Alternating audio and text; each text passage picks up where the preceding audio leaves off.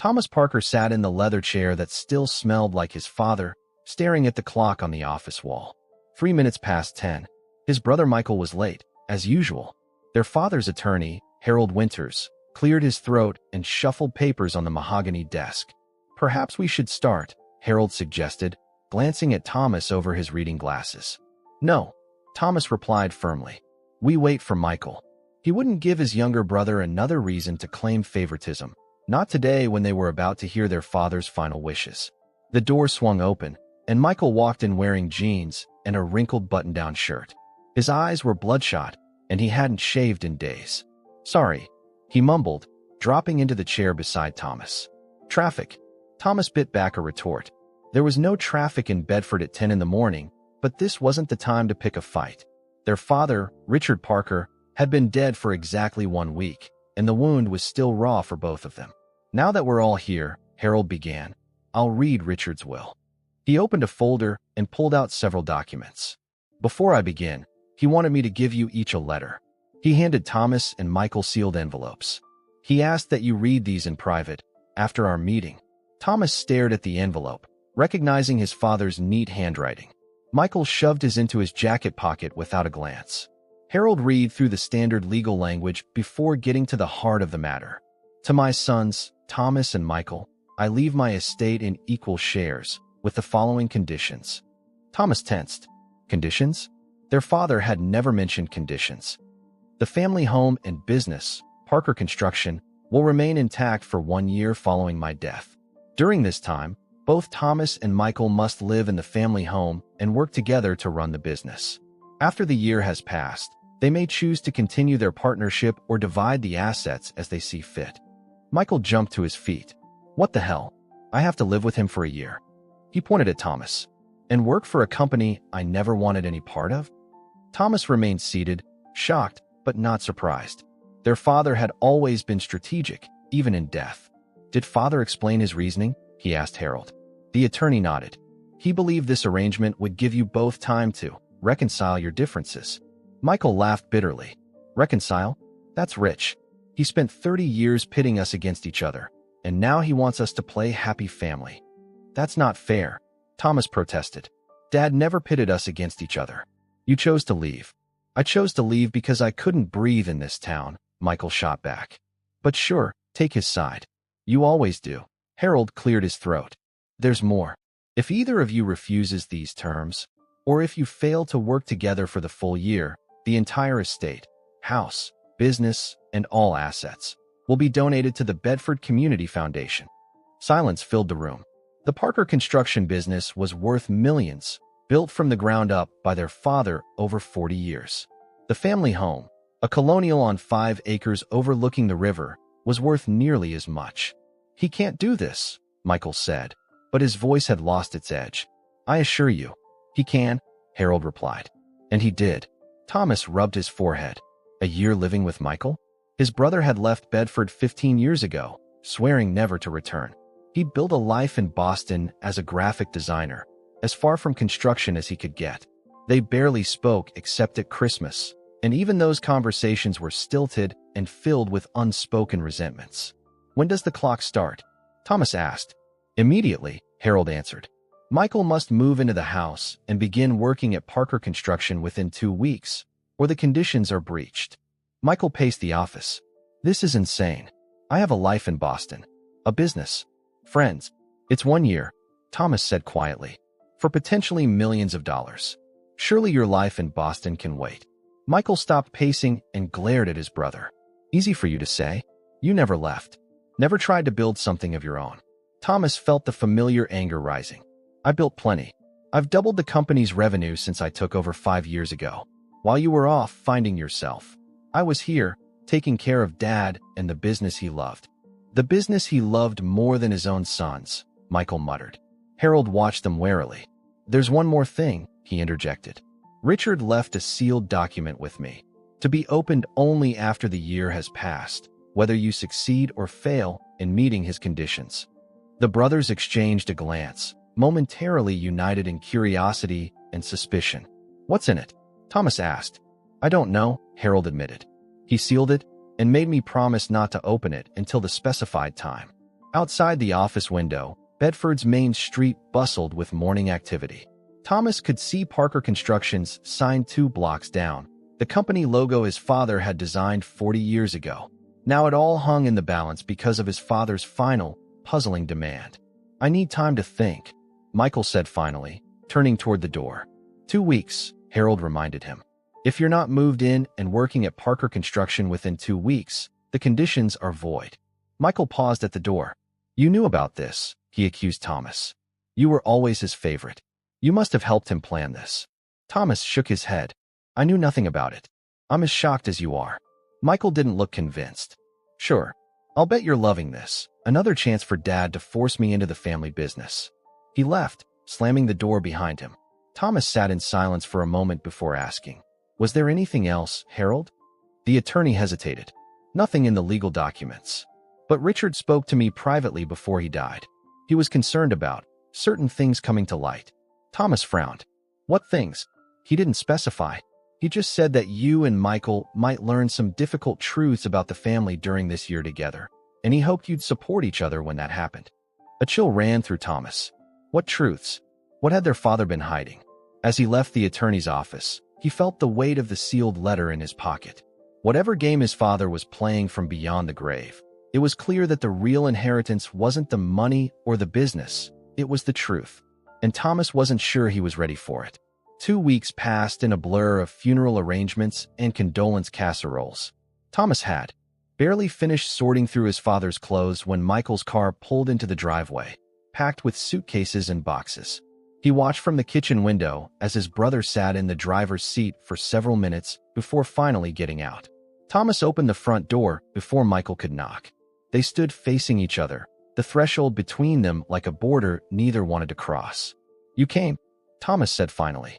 Michael nodded. "Not like I had a choice." He gestured to his car. "I've got some stuff to bring in." They worked in silence, carrying Michael's belongings to their father's old room. Thomas had taken the master bedroom years ago when he'd moved back to help care for their dad.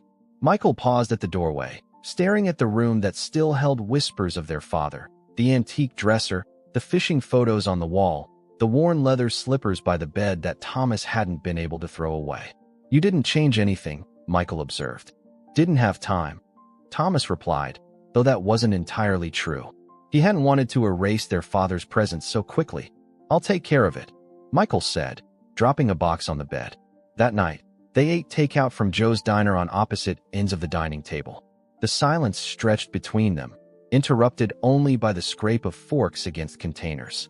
"So," Thomas ventured, "I scheduled a meeting tomorrow morning, 9 o'clock, to bring you up to speed on the current projects."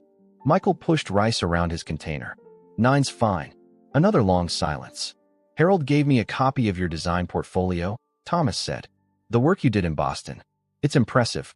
Michael looked up, suspicion in his eyes. "Thanks. We could use someone with your eye. Our marketing materials are stuck in the last decade." "I'm not here to rebrand the company," Michael replied. "I'm here to fulfill Dad's ridiculous conditions and get my half of the inheritance." Thomas set his fork down. "Look, we're stuck with each other for a year. We might as well make the best of it." "Make the best of it," Michael repeated with a bitter laugh. "That's what Mom used to say, isn't it?" Before she left, the mention of their mother sent a familiar ache through Thomas's chest. She'd walked out when he was 12 and Michael was 8. Their father had never spoken of her again, as if she'd died instead of chosen to leave. "Have you read Dad's letter yet?" Thomas asked, changing the subject. Michael shook his head. "No. Have you?" "Not yet." They finished eating in silence.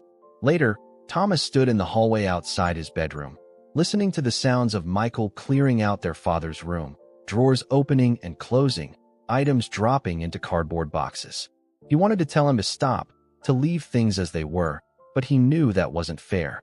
This was Michael's space now, at least for the next year. Thomas retreated to his room and took out the unopened letter. His father's handwriting on the envelope, for Thomas, was as familiar as his own. He broke the seal and unfolded 2 pages of stationery. "Thomas," it began, "if you're reading this, I'm gone, and you and Michael are about to embark on a year together. I know this isn't what either of you expected, but it's necessary. There are things about our family, about the business, that I've kept from both of you. Things I should have told you years ago. The truth is hidden in the house and in the company records. You'll need each other to find it all and to handle what you discover.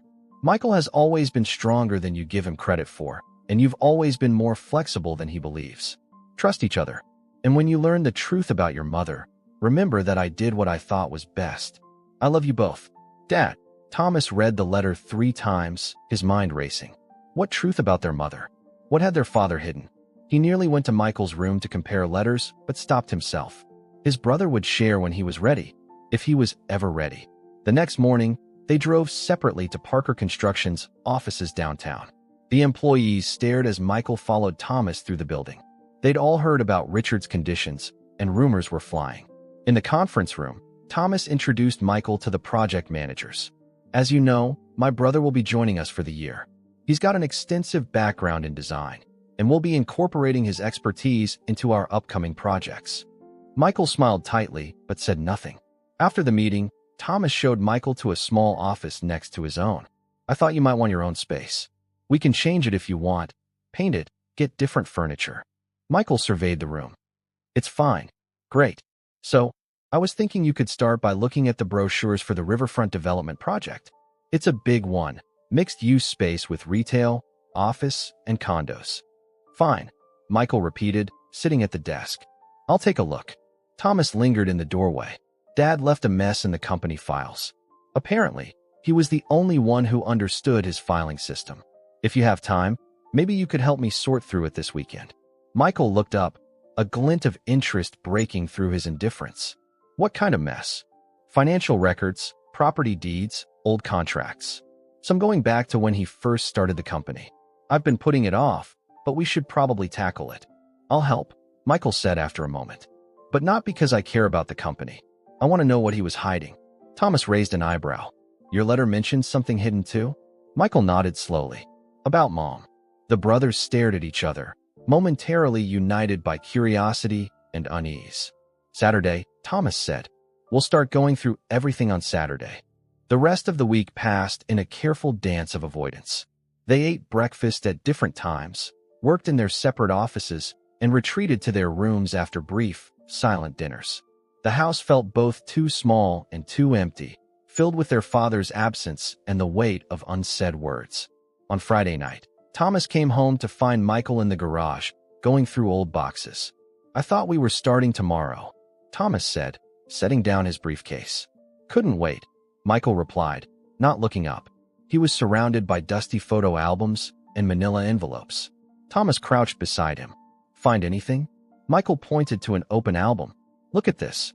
It was a photo of their parents, arms wrapped around each other on a beach Thomas didn't recognize. Their mother was laughing at the camera, her dark hair whipping in the wind. The date on the back read Samantha and Richard, Nantucket, 1992. That's the year she left, Thomas said quietly. Michael nodded. There are dozens of photos from that trip. They look happy. Thomas picked up another album, this one filled with photos of construction sites and building foundations. Dad's first projects, he murmured, recognizing the downtown buildings that had launched Parker Construction. Why would he hide these?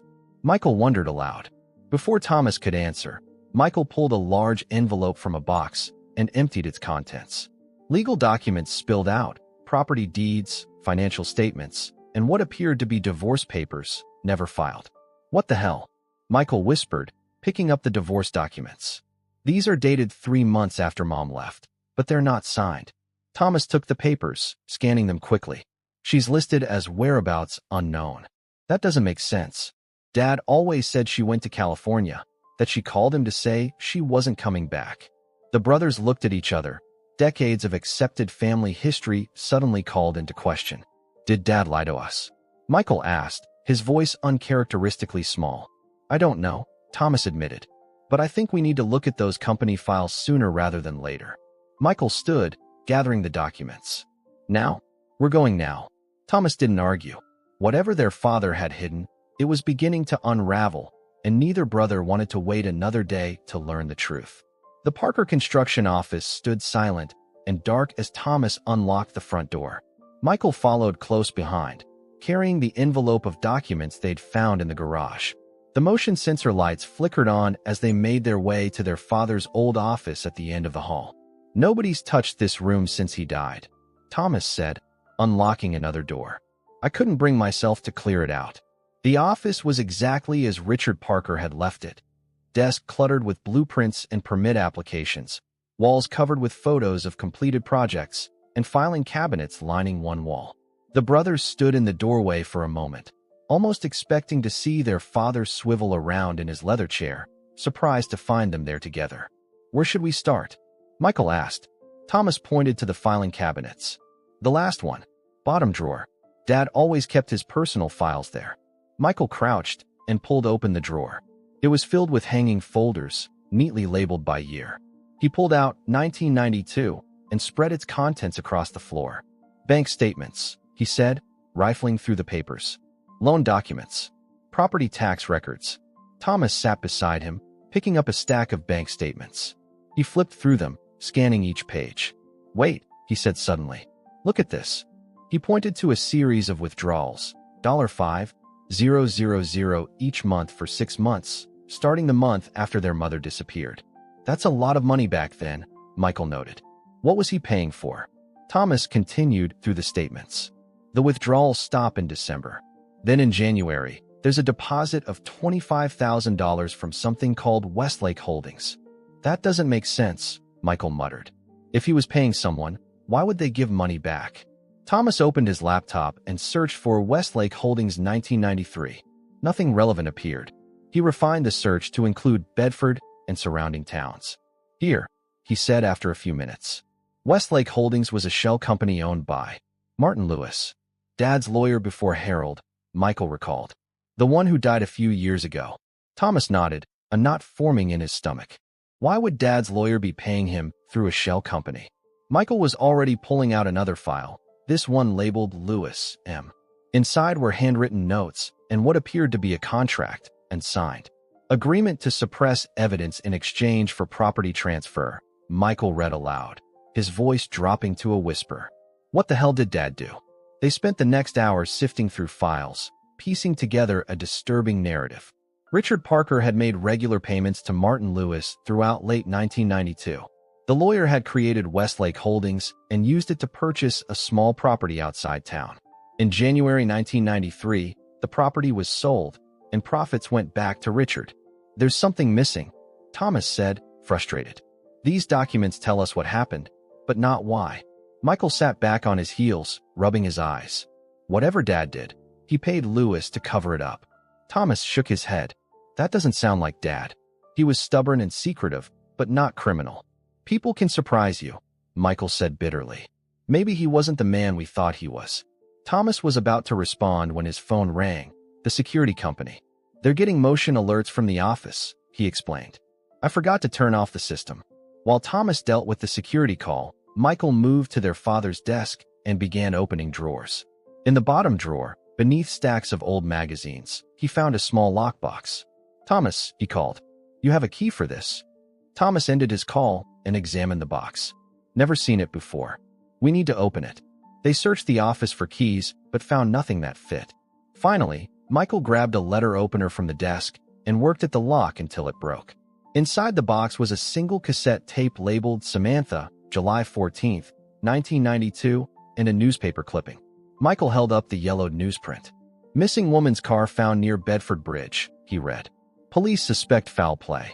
Thomas took the clipping, scanning the brief article. A woman's car had been found abandoned near Bedford Bridge in July 1992. The woman, Sarah Wilson, 34, had been reported missing by her employer. Police were investigating. Sarah Wilson, Thomas repeated. Not Mom. But the date, Michael pointed out. It's the day before Mom left. Thomas stared at the cassette tape. We need to hear what's on this. After searching the office, they found an old tape player in a storage closet. Thomas pressed play, and their mother's voice filled the room, a voice neither had heard in over 20 years. Richard, if you're listening to this, I've gone through with it. I can't live with what I saw. What you did. That poor woman. The brothers exchanged a shocked glance as their mother continued. I know it was an accident. I know you didn't mean to hit her car. But you left her there, Richard. You drove away and left her at the bridge. And then you lied to the police. I can't be married to someone who could do that. I can't raise our boys with this secret between us. There was a long pause, filled only with their mother's shaky breathing. I'm leaving tonight. Don't try to find me. Don't tell the boys what happened. Let them think I abandoned them. It's better than knowing the truth about you.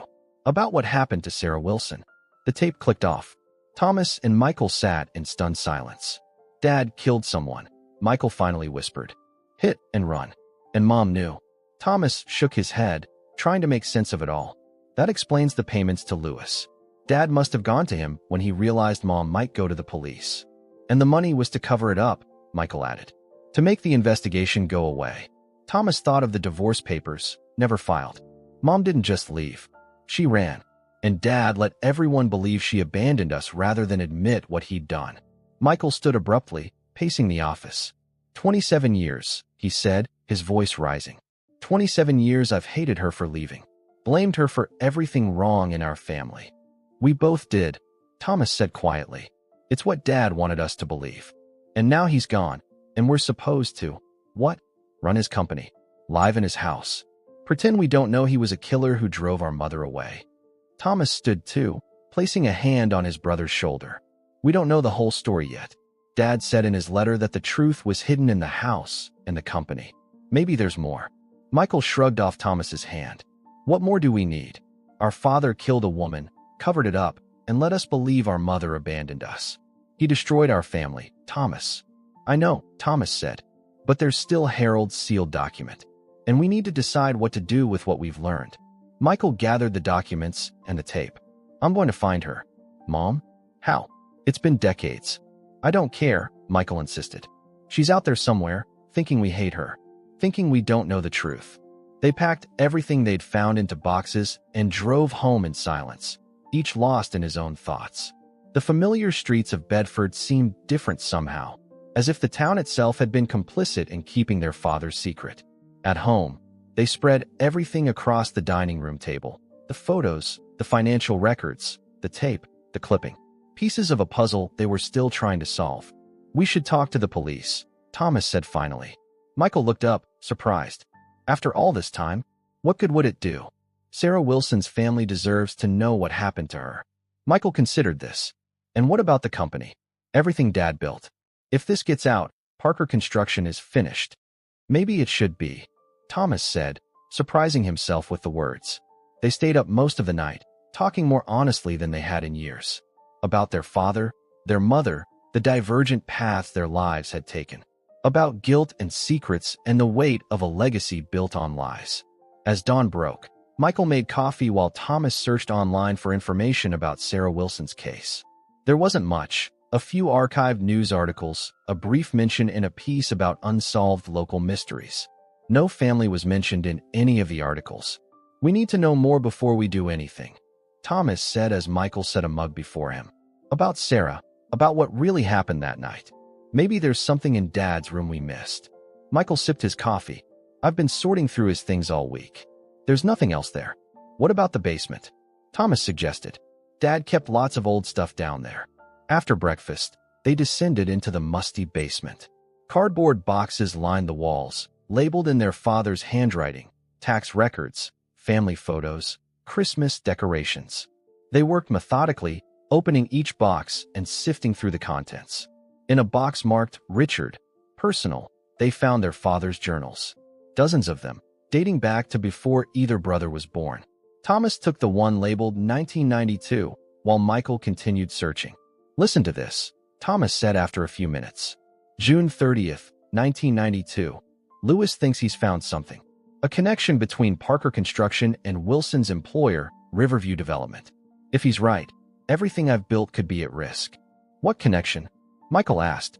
Thomas flipped through more pages. July 10th. Meeting with Wilson tomorrow night at the bridge. Samantha thinks I should just let it go, but there's too much at stake. The brothers looked at each other, a new understanding dawning between them. Dad didn't hit her car by accident, Michael said slowly. He met her there deliberately. Thomas nodded, an awful certainty settling over him. This wasn't a hit and run. It was something else entirely.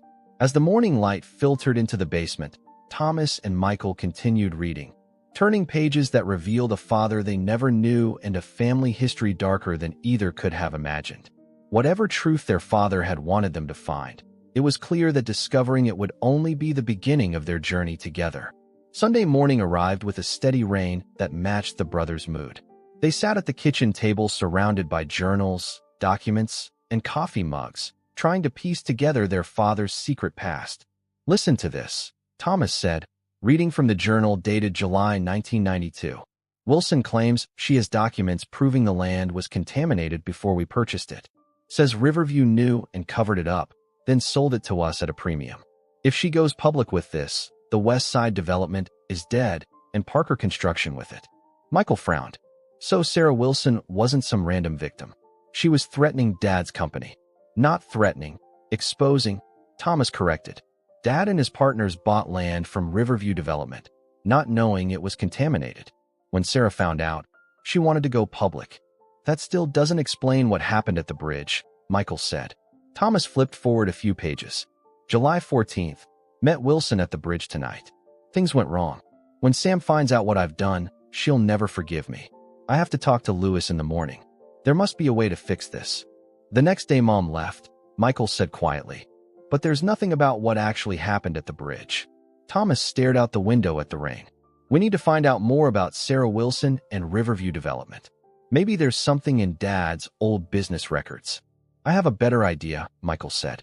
"Let's check the local news archives. There must have been more coverage of her disappearance." They drove to the Bedford Public Library, which housed digital archives of the Bedford Gazette going back 50 years. The elderly librarian, Mrs. Harmon, recognized them immediately. "The Parker boys," she said warmly. "I haven't seen you together since you were teenagers. I was so sorry to hear about your father." "Thanks, Mrs. Harmon," Thomas replied.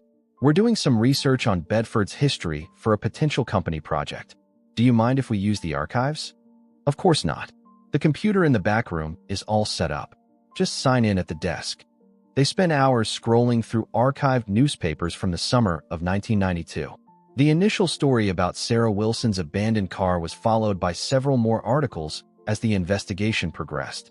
"Here," Michael said, pointing to a headline from August 2, 1992, "Search for Missing Woman Scaled Back."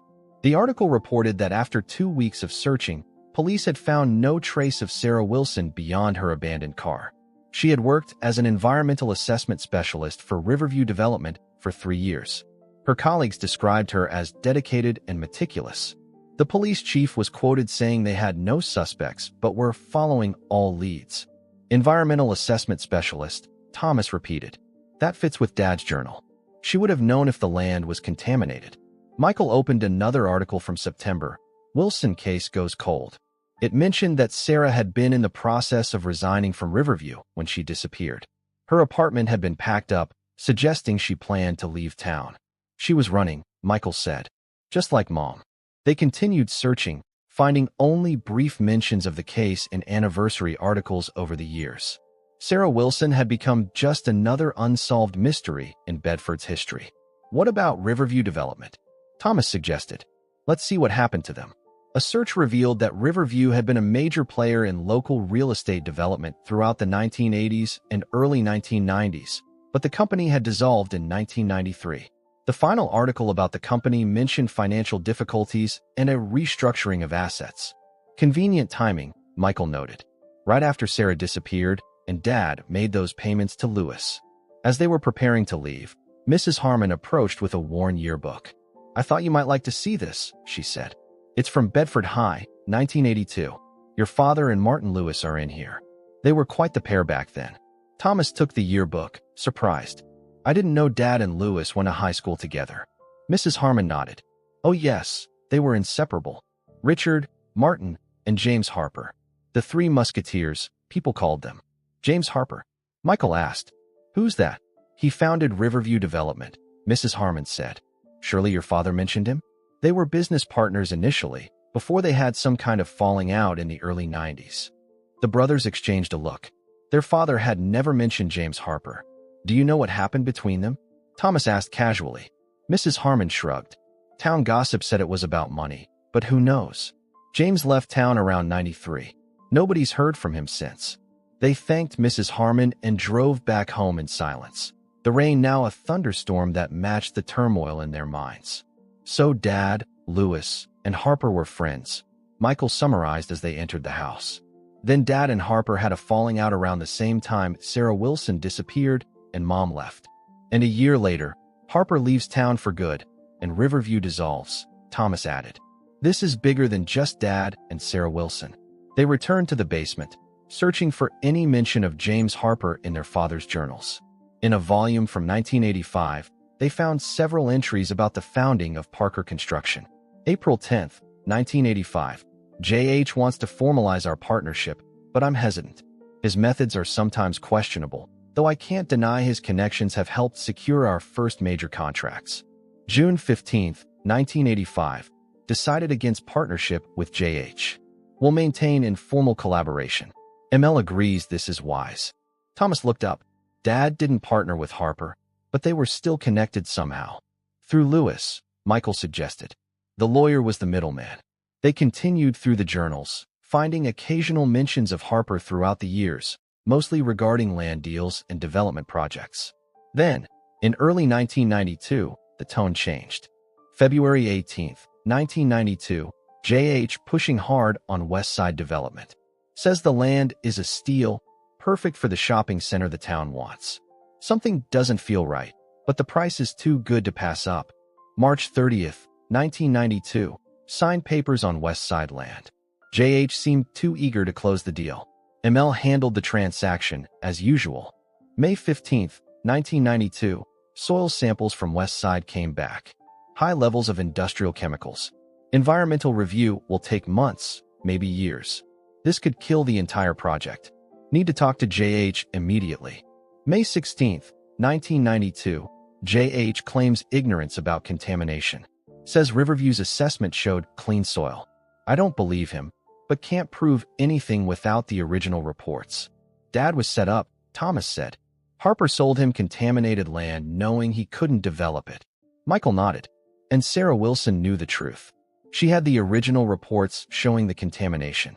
That's why she was meeting Dad at the bridge, Thomas continued. To give him evidence against Harper and Riverview.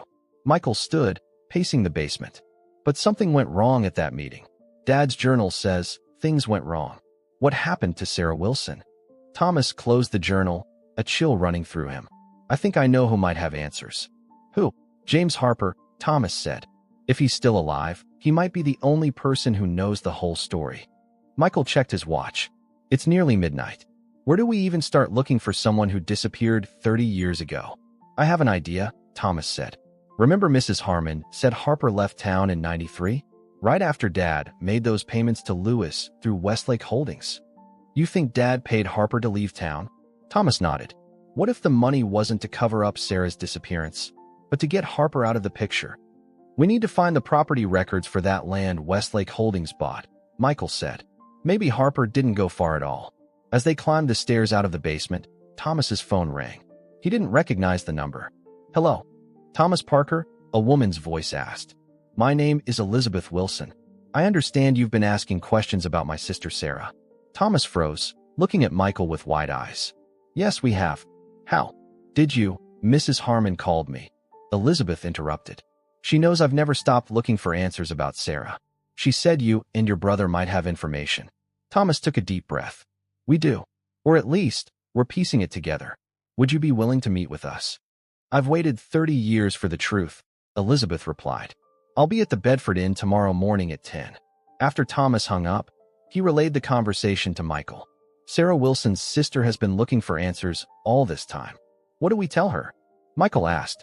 That our father might have been involved in her sister's disappearance? Thomas shook his head. We tell her what we know, and maybe she can fill in some of the blanks. They spent the rest of the night organizing their findings, the journal entries, the newspaper articles, the financial records. As dawn approached, they finally fell asleep in their childhood bedrooms, exhausted but determined to find the truth, whatever it might be. The Bedford Inn was a Victorian building that had stood on Main Street since before either brother was born. As Thomas and Michael entered the lobby, the familiar scent of old wood and coffee enveloped them. They spotted a woman sitting alone by the window, about 60, with silver hair cut in a practical bob. She watched them approach with sharp, evaluating eyes. Elizabeth Wilson? Thomas asked, extending his hand. She nodded, shaking their hands firmly. You must be Richard Parker's sons. The resemblance is striking. They settled at the table, an awkward silence hanging between them. Elizabeth studied them for a moment before speaking. Mrs. Harmon said you're investigating your father's connection to my sister's disappearance. I'd like to know why, after all these years. The brothers exchanged a glance, and Michael nodded slightly. They had agreed to be completely honest. Our father died 2 weeks ago, Thomas began. He left behind some journals and documents that suggest he knew what happened to Sarah. We're trying to piece together the truth. And what have you found? Elizabeth asked, her voice steady but her hands tightly gripping her coffee cup. Thomas summarized their discoveries. The journal entries about the contaminated land, the meeting at the bridge, their father's cryptic note about things going wrong. He mentioned James Harper and the connection between Parker Construction and Riverview Development, but left out the details about their mother's departure. Elizabeth listened without interrupting, her expression unreadable. When Thomas finished, she reached into her bag and pulled out a worn envelope. Sarah sent me this the day before she disappeared, she said, removing several pages of handwritten notes.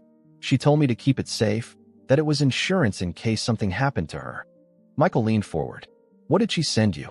Test results proving the land Riverview sold to your father was contaminated with industrial chemicals, along with internal memos showing Riverview executives knew about it before the sale.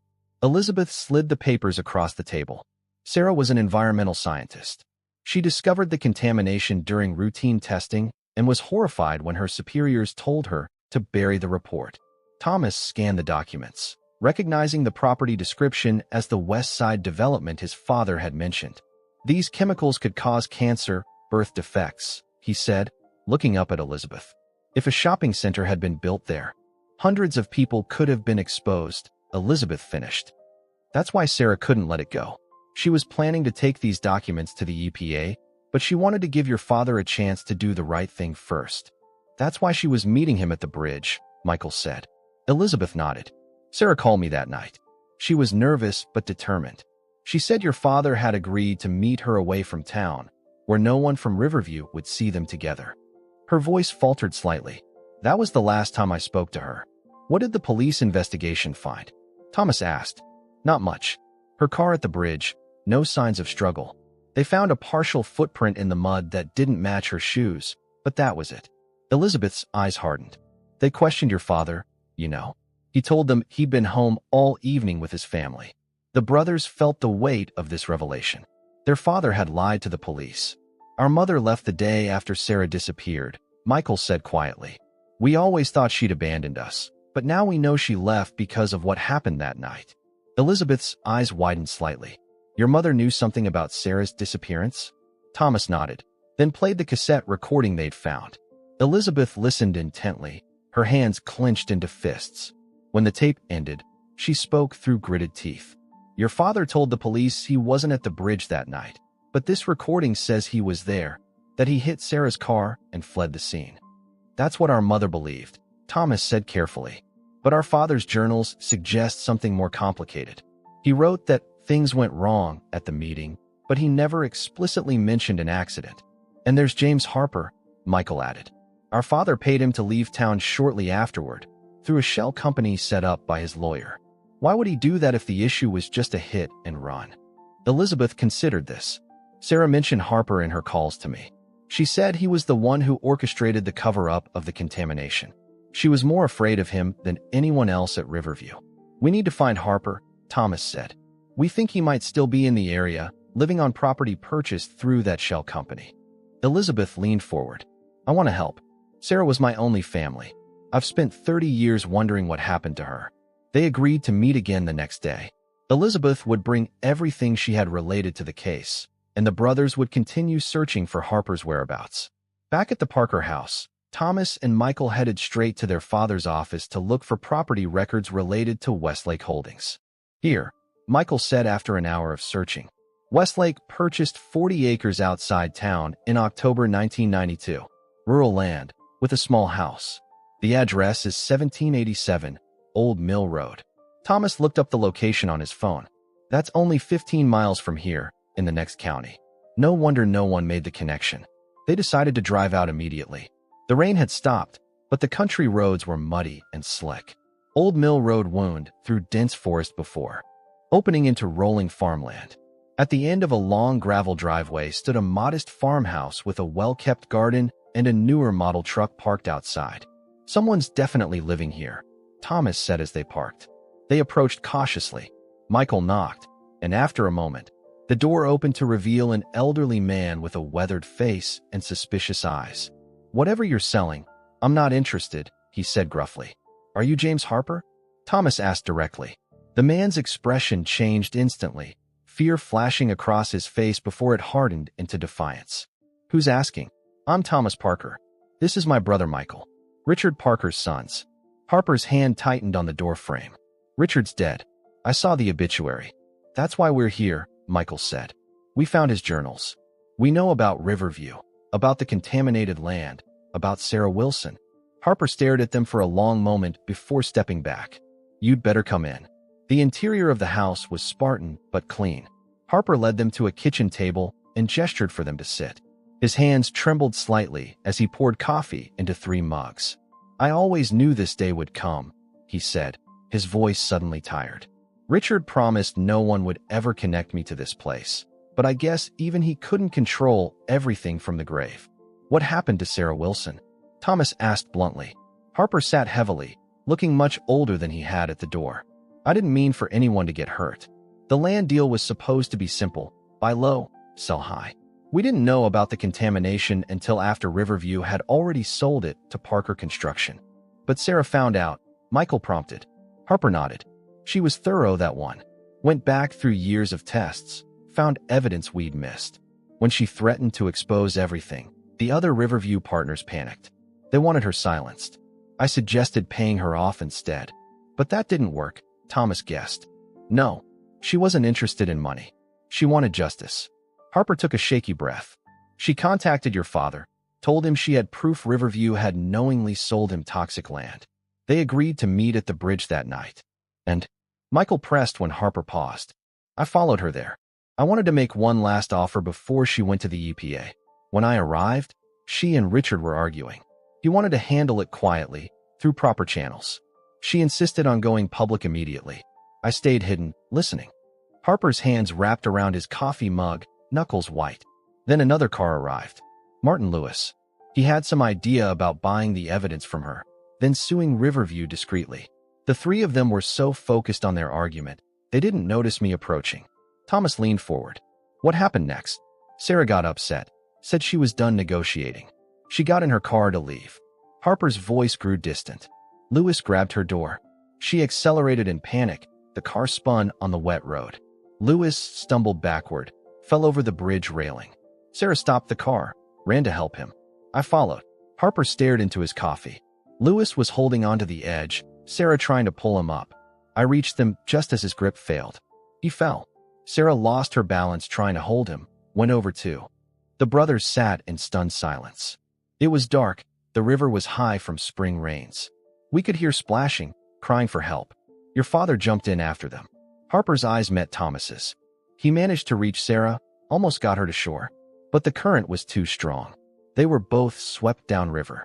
Dad survived, Michael said. What happened to Sarah and Lewis? Lewis's body washed up 3 days later, miles downstream. They ruled it an accident, assumed he'd been drinking and fell. Harper's voice dropped to a whisper. Sarah was never found. And our father? Thomas asked. How did he survive? Pure luck. He grabbed onto a tree that had fallen into the river, pulled himself out half a mile downstream. Harper shook his head. He was distraught, blaming himself. Said if he hadn't agreed to the meeting, none of it would have happened. So he didn't hit her car and leave her, Michael said, thinking of their mother's tape. No, your mother arrived just as Sarah's car spun out. She saw Lewis fall, saw Sarah and your father go over, but she didn't see me. From her perspective, it looked like Richard had caused the accident. Harper sighed. I was the only one who knew the whole truth, and Richard swore me to secrecy. Why? Thomas asked. Why not tell the police the truth? Because of the contaminated land, Harper replied. If the truth came out about Sarah, the toxic soil would become public too. The scandal would have ruined both our companies, and the development would have created a public health disaster. So you covered it up, Michael said accusingly. Made a deal. Harper nodded. Richard paid me to dissolve Riverview and leave town. In return, I kept quiet about what really happened that night. He spent the next year secretly cleaning up the contaminated land at enormous expense. And our mother? Thomas asked. Why didn't he tell her the truth? Harper stared into his coffee. She left before he had the chance. By the time he recovered from that night, she was gone. The drive back from Harper's farm was silent, each brother lost in his own thoughts. The revelation that their father had tried to save Sarah rather than harm her changed everything and nothing. A woman was still dead, a truth still buried for decades. Do you believe him? Michael finally asked as they turned onto the road leading to Bedford. Thomas gripped the steering wheel tightly. I don't know. His story fits with Dad's journals, but it contradicts what Mom said on the tape. Mom only saw part of what happened, Michael pointed out. And Harper has no reason to lie now. Dad's dead. The statute of limitations on any financial crimes has passed. We need to tell Elizabeth, Thomas said. She deserves to know what happened to her sister. When they arrived home, Thomas called Elizabeth and arranged to meet her the following morning. Then the brothers sat at the kitchen table, sorting through everything they'd learned. So Dad wasn't directly responsible for Sarah's death, Michael summarized. But he still covered it up. Let Mom believe the worst. Let her leave rather than tell the truth. He was trying to protect the town, Thomas said. If that contaminated land had been developed, don't defend him, Michael snapped. He could have found another way. He could have told Mom the truth. He could have told us the truth about her. Thomas didn't argue. His brother was right. What do we do now? Michael asked after a moment. We need to read Harold's sealed document, Thomas said. Dad said the truth was in the house and the company. We found most of it, but there must be something more in that document. We're supposed to wait until the year is up. I don't think Dad anticipated us finding all this so quickly, Thomas replied. Whatever's in that document, we need to see it now. The next morning, they met Elizabeth at a quiet corner table in the Bedford diner. She listened silently as they related Harper's story, her face betraying little emotion. So my sister died trying to save a man who was helping cover up environmental crimes, she said when they finished. And your father tried to save her, then spent the next 30 years hiding the truth. We don't know if Harper's telling the whole truth, Thomas admitted. But it's the most complete explanation we have. Elizabeth was quiet for a moment. I need to see this place. The bridge where it happened. They drove her to Bedford Bridge after breakfast. It had been rebuilt 15 years ago, but the river below looked much the same, dark, swift, unforgiving. Elizabeth stood at the railing, staring down at the water. The current is still strong, she observed. It would have been even stronger that night, with the rain. Harper said they never found her body, Michael said gently. Elizabeth nodded. That's been the hardest part all these years, not knowing, not having a place to say goodbye. She turned to face them. I want to talk to Harper myself. We'll take you, Thomas offered. But first, there's something else we need to do. Will you come with us to our father's attorney's office? Harold Winters was surprised to see them, but invited all three into his office.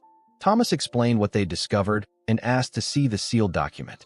I promised your father I wouldn't open it until the year was up, Harold protested. We've met his conditions in spirit if not in time, Thomas argued. We're living together, running the company together. And we've found the truth he wanted us to discover. Not all of it, Michael added.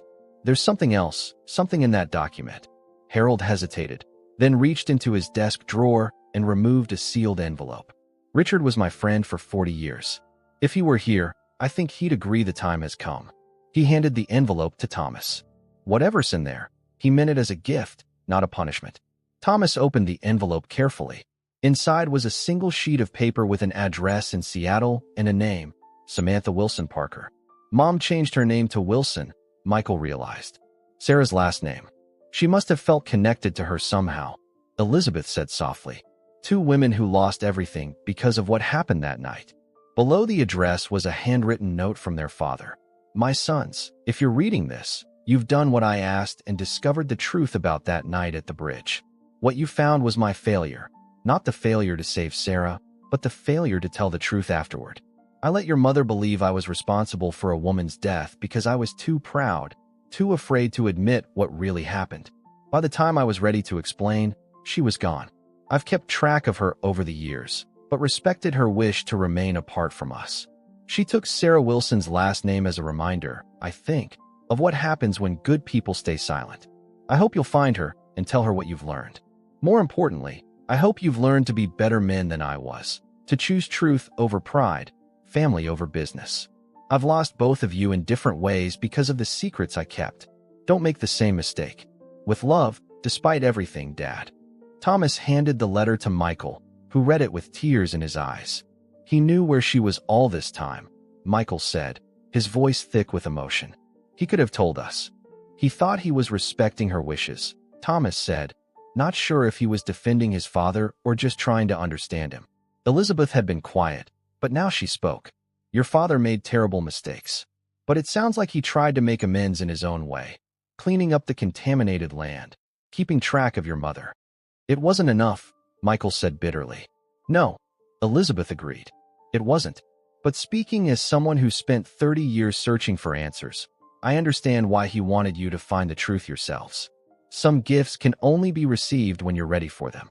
They drove Elizabeth back to the inn, promising to take her to meet Harper the next day. Before she went inside, she hugged them both. Thank you, she said, for being brave enough to look for the truth when it would have been easier to leave it buried. Sarah would have liked that. Later that night, as Thomas and Michael sat in their father's study, they finally opened the letters he'd left them at the reading of the will. Both contained the same message. The truth will hurt, but hiding from it hurts more. I'm sorry for the pain my silence has caused. Find your mother. Tell her I never stopped loving her, even when I couldn't find the courage to face her. We should go to Seattle, Thomas said, looking up from his letter. Fine, Mom. Michael nodded slowly. But first, we need to finish what Dad started. Make things right as much as we can. The next day, they took Elizabeth to meet Harper. The meeting was painful but necessary. Harper confessing directly to his role in covering up what happened, Elizabeth finally hearing the full story of her sister's last moments. Sarah died trying to save someone, Elizabeth said afterward. That sounds like her. Before leaving Bedford, Elizabeth visited the riverside spot where Harper said Richard had washed ashore that night. She placed flowers in the water, watching as the current carried them downstream.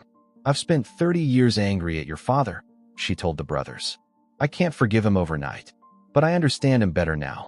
He was trapped in the story he created, just as I've been trapped in mine. 1 week later, Thomas and Michael stood on the porch of a small blue house in a Seattle suburb. The garden was well tended, with late spring flowers blooming in neat beds. Thomas rang the bell, his heart pounding. The woman who opened the door was in her 60s, her dark hair streaked with silver. She stared at them in shock, one hand rising to her mouth. Thomas? Michael, she whispered. Mom, Michael said, his voice breaking on the word. She stepped forward hesitantly, touching Michael's face as if to make sure he was real. How did you find me? Dad told us, Thomas answered. In a way, she invited them in. Her movements nervous, uncertain. The house was simply furnished but warm, with books everywhere and paintings on the walls. Landscapes that looked like Bedford's countryside. I've followed your lives from a distance, she admitted, setting cups of tea before them. Richard would send updates, photos. I know you're an architect, Michael, and Thomas, that you've been running the company. Why didn't you ever contact us?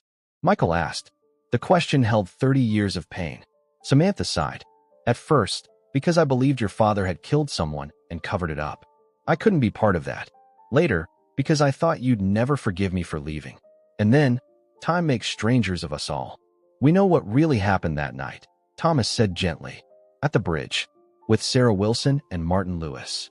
Their mother's eyes widened. Richard told you? In a way, Thomas repeated. He left us clues. We put it together. We know he tried to save Sarah, not harm her. I didn't see that part, Samantha said, her voice distant with memory. I arrived just as Sarah's car spun out.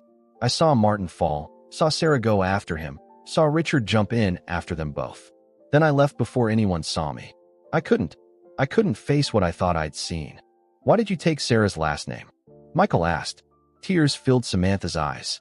Because she died trying to do the right thing. I ran away from doing the right thing. It was my penance, in a way, and my reminder to be braver in my new life.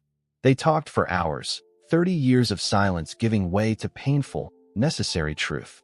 Their mother had built a life in Seattle, teaching art at a community college. She'd never remarried, never had other children. I've missed you every day, she told them. Even when I convinced myself it was better for you to grow up without a mother who'd abandoned you. As evening fell, Thomas asked the question that had been haunting him. Will you come back to Bedford? Just to visit. Samantha looked out the window, toward the mountains visible in the distance. I don't know. There are ghosts there for me. Not just Sarah Wilson's. Dad left us the house and business to share, Michael said. We're supposed to live there together for a year.